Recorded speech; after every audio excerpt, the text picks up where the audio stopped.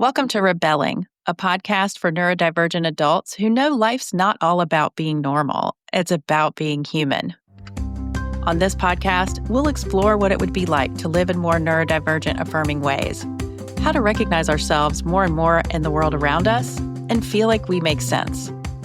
This is our place to talk, research, imagine, and create a world that includes us. Make sure you subscribe so you can be part of it all. I'm your host, Amy Not Parrish. Let's stop playing it cool. It's time to start rebelling.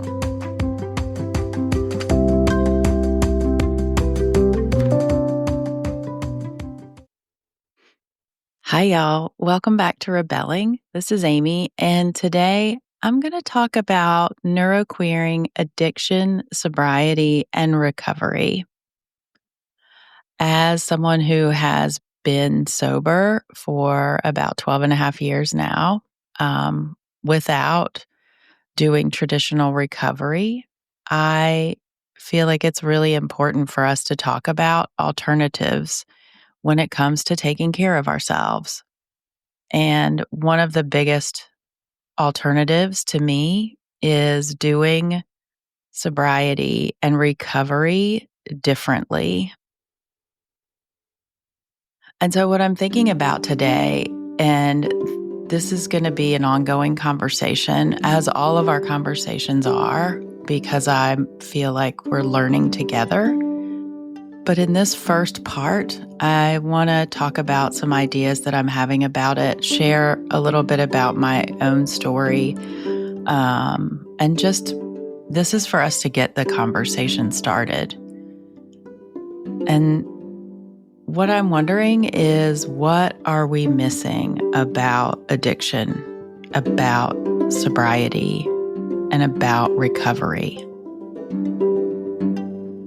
How can we add to the ways we think about it so there are more options? What I knew when I quit drinking is that I was not interested in traditional recovery. I knew that I needed something different to be able to quit, that I needed to be able to do it my way. I went to an AA meeting back in my early 20s. That was in the early 90s. And it didn't feel like what I needed. I thought about going to AA when I was in my 30s, but it just didn't feel like what I wanted. And with 2 little kids, trying to get to 90 meetings in 90 days just felt impossible. It just felt like something that I was not drawn to enough to try to make it work. And so I didn't go.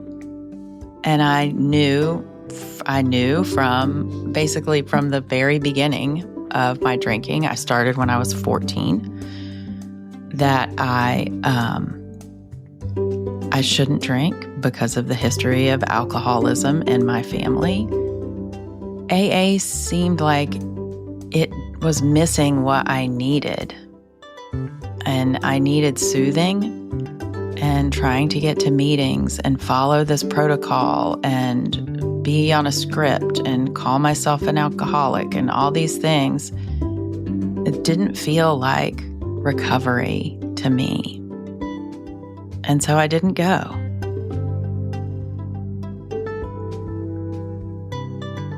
And instead, I woke up December 7th, 2012, hungover, unable to get out of bed, and I had this vision of what my life was going to look like if I kept drinking.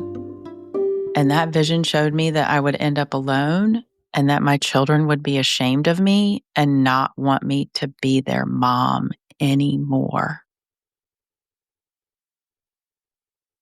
And I quit. And I decided that I was going to quit and I was going to trust myself to create my own options. And it worked. I've been sober for 12 and a half years. There were a lot of things that I did differently that didn't match traditional recovery. The biggest thing that helped me when I first quit was not taking it one day at a time.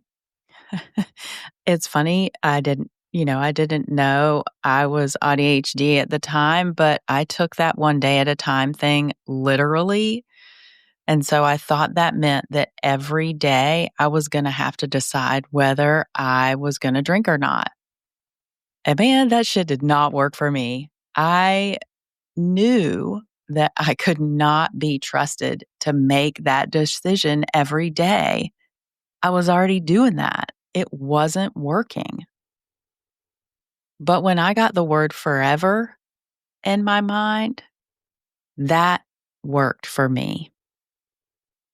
But because of the traditional rhetoric, saying forever just didn't seem like an option in that way. But forever gave me the freedom to never have to make that decision again. The answer was always no, and always is still no. I didn't go to meetings. It was something I didn't want to do. Social things are hard for me. I waited tables for 30 years so I can make small talk.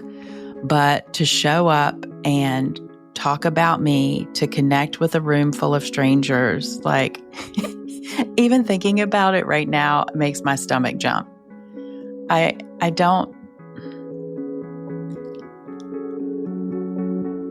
it just wasn't, I just knew that was not what I needed. And so I did know that the connection was something that I needed. And so I decided I would sort of make up what felt like my own meetings, that I would blog about my sobriety. And I started a blog a couple weeks after I quit, and I decided I was not going to be anonymous. I wanted to be myself, me out there writing about something that I had struggled with my whole life. And, me not being anonymous, it was, I lost a friend over it. But for me, I felt like I had been hiding my whole life. And so I didn't want to hide anymore. I also didn't claim the identity of alcoholic. I lived that identity for 27 years, and that was not who I was trying to be. I didn't want to call myself alcoholic and claim that identity. I wanted to claim the identity of sober. I wanted to claim the identity of a person who was taking responsibility for their life. I didn't need a banner of shame. I really felt so strongly about that I had already lived in that identity of alcoholic, and it didn't help me feel like I could get better if I was always holding out the thing that made me suffer. I really think that the steps rush in to take power away from us when really what we need is a sense of agency and not shame. And especially for neurodivergent people, that sense of agency is so important. The ability to shape and make things how you need them to be and to be honored as an individual while also trying to participate in community feels really important. Putting this label of alcoholic on myself, like I was already steeped in my badness. I was already broken down. And I knew I needed something else. And that meant turning towards myself rather than turning my life over. That meant not erasing myself. I also did not want to convince myself that I had to live in fear of relapse for the rest of my life, that I would always be, sick. I wanted a sense of security, not a prison of fear. I blackout drank for 27 years, but I don't believe I was addicted to alcohol. I was self-medicating. I believe I was using alcohol as a coping mechanism. I was using it to self-regulate. I was using it to feel better, feel more functional. I was using it to manage stress, sensory overload, to deal with my emotions. And I did it so that I could shut my brain off. And I remember getting drunk the first time, blackout drunk, and how good it felt to just blank out.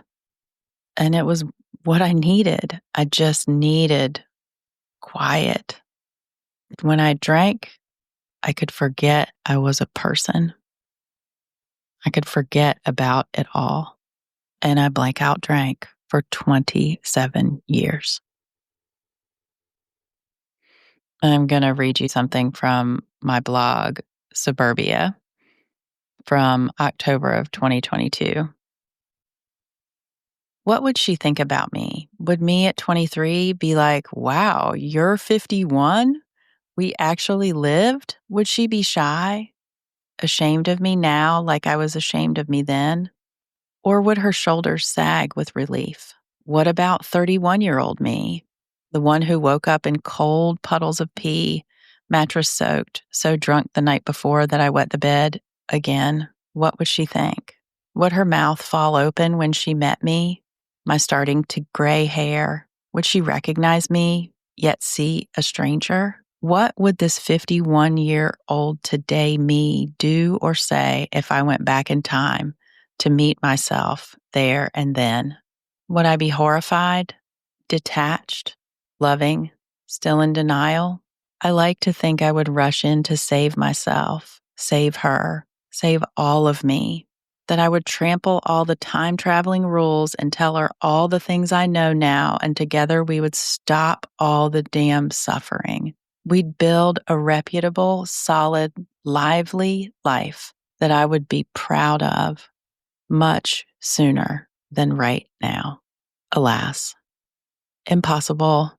No matter how hard I wish I could make it true, this makes me sadder than almost anything else, that I can't rewrite the bottomless suffering I did while I waited to wake up from the things my life did to me, the things I did to me.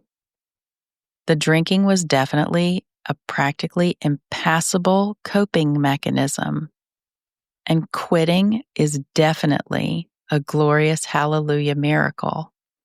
And then there's all the things that are still here, even though you don't drink anymore. You still have the things.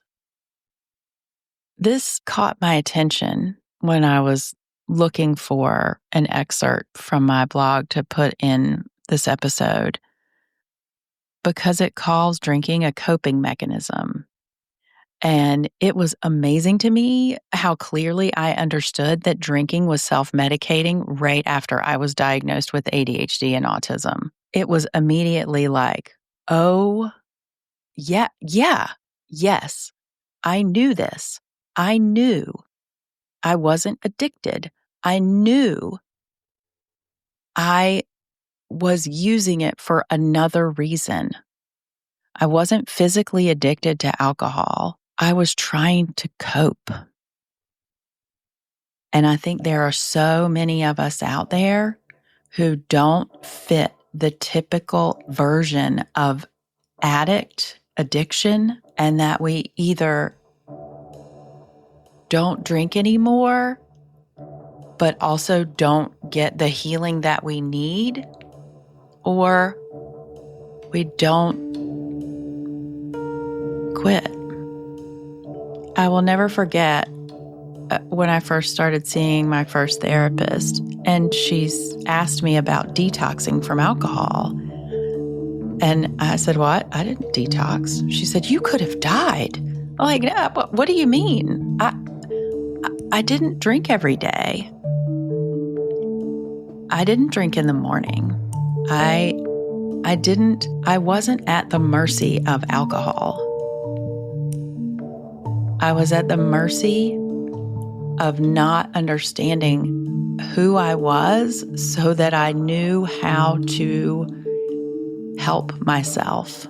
The ways my therapist talked about addiction that didn't make sense to me. And then when I said that, it was framed as denial and avoidance. The denial in general of any experience that doesn't line up with the narrow frame of traditional recovery and AA. And so for me, it made total sense that I just decided to quit, and it worked because I wasn't addicted. I was self-medicating. And that difference is really important.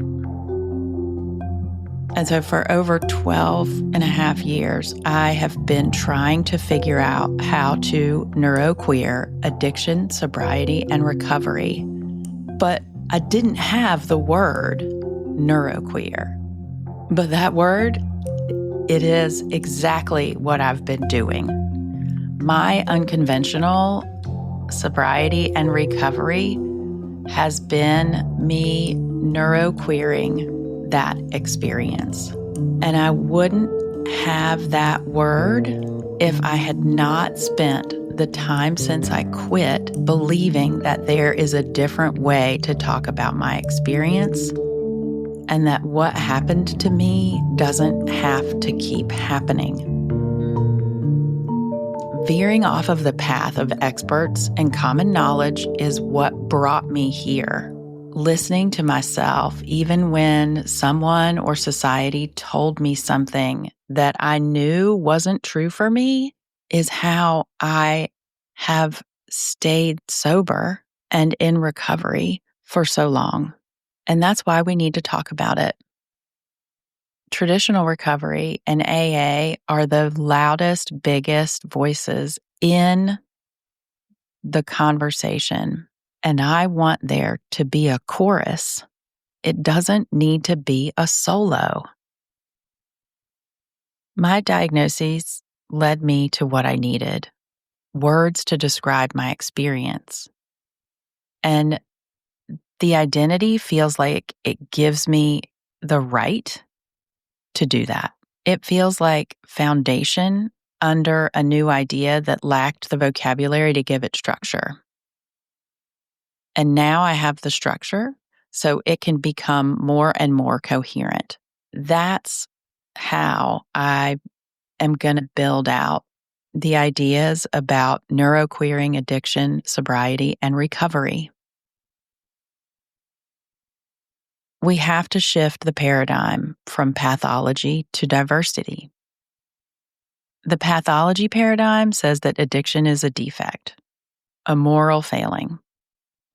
This thing about you needs to be fixed, cured, controlled, and that it is a lifelong disease that is never fully cured. So you always have to live in fear of relapse.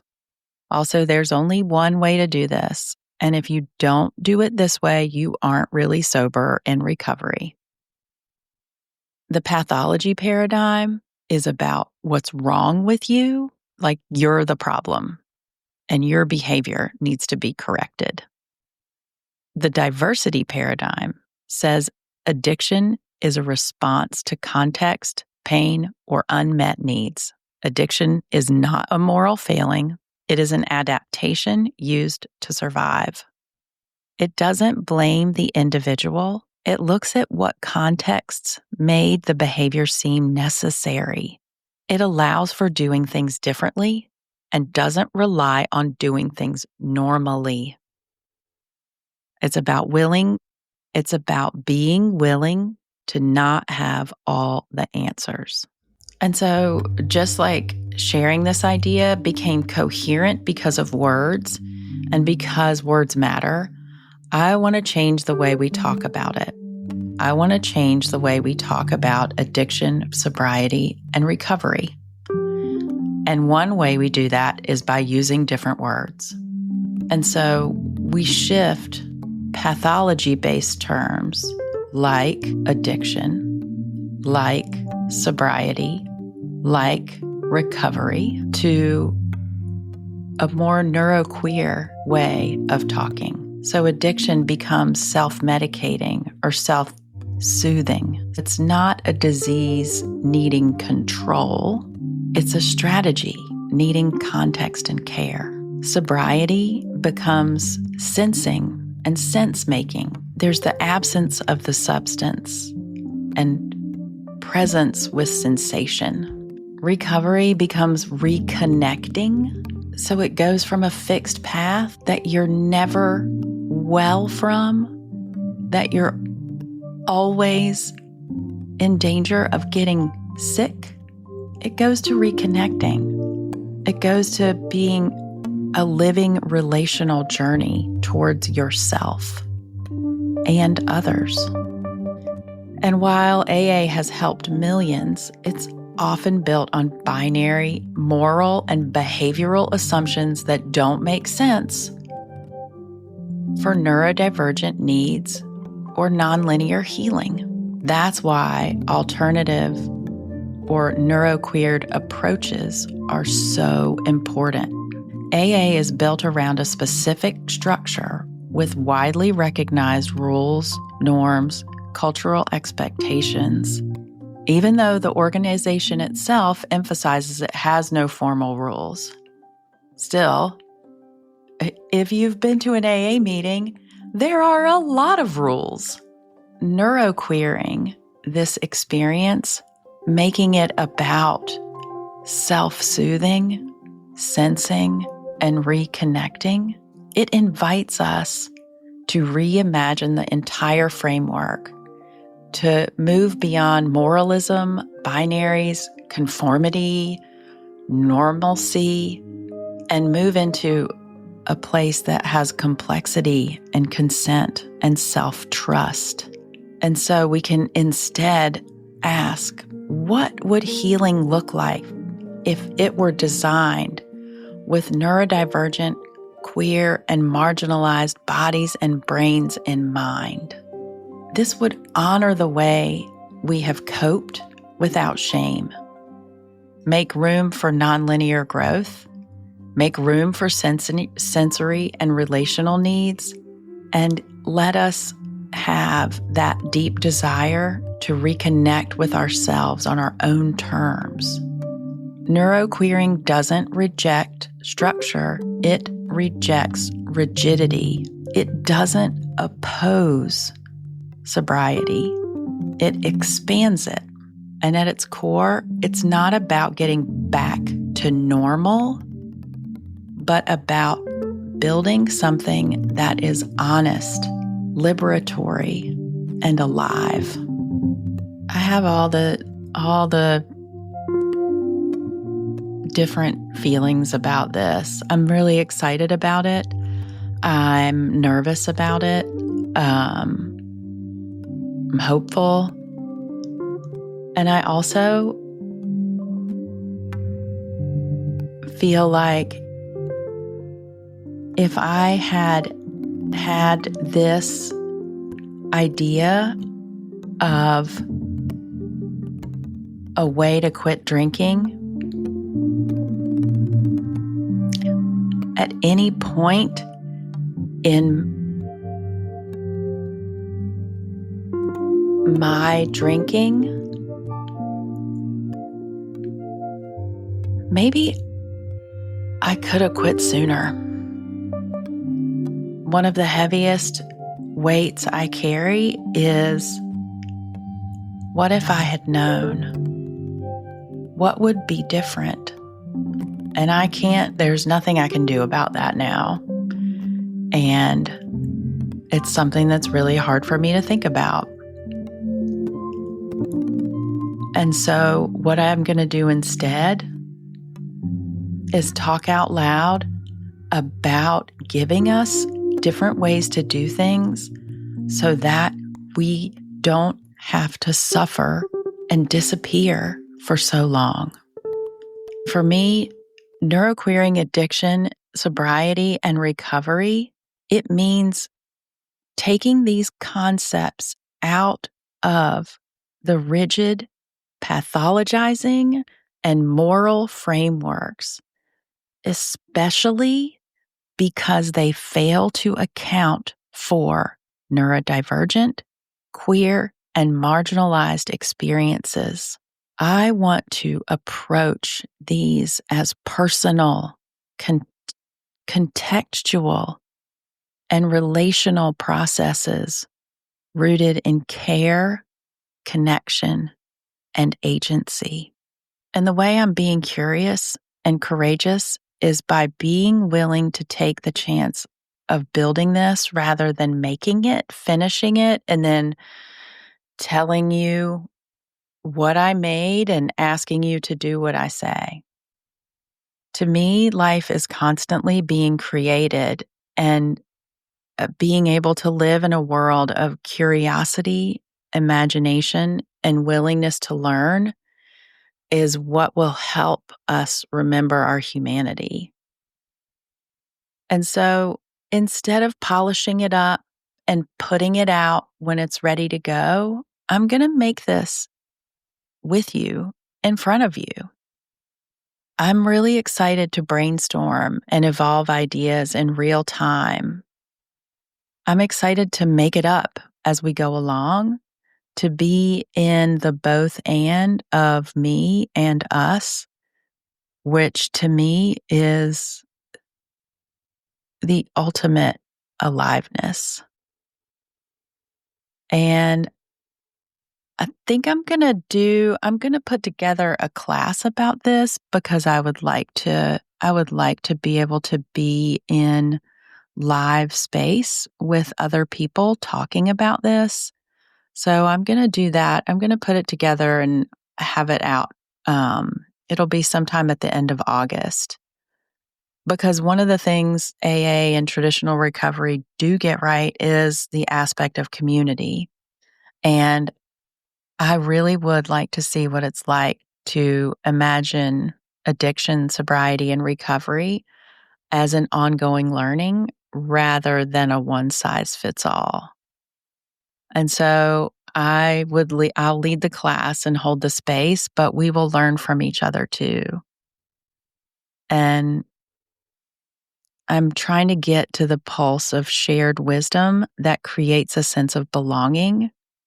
And I think by talking about neuroqueering, addiction, sobriety, and recovery in a class setting, we can put ourselves in the place where we actually belong, not at fault, but in connection.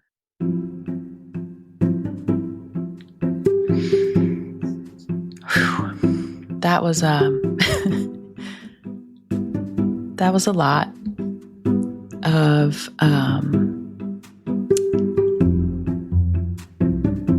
that was great to talk about. I really want to talk about this more.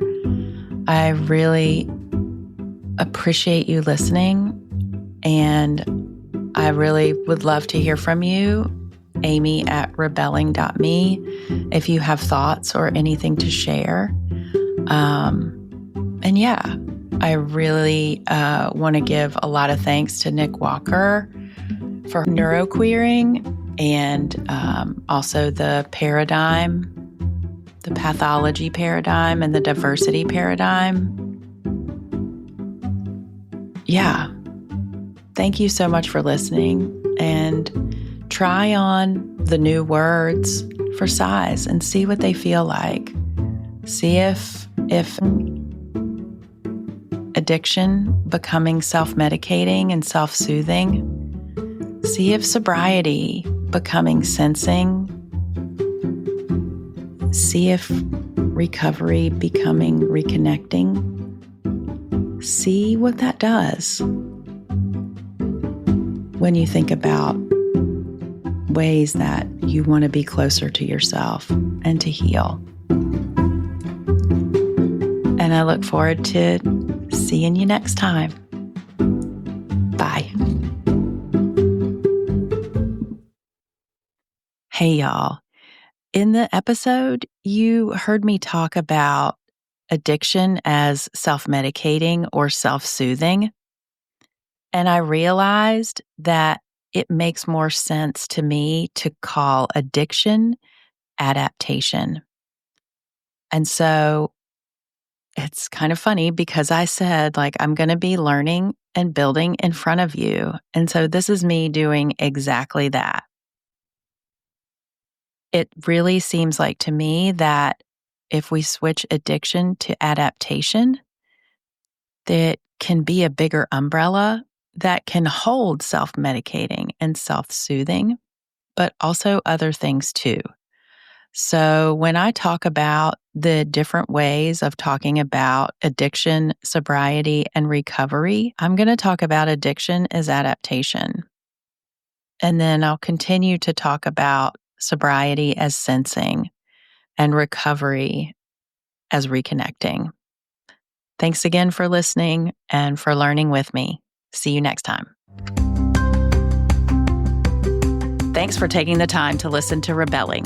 You can find resources and links from this episode in the show notes or at rebelling.me/podcast. Thanks to everyone who supports this podcast. And if you enjoyed this episode, please subscribe and share, rate, and review. Next time, we'll continue our conversation about neurodivergent life. Until then, keep rebelling.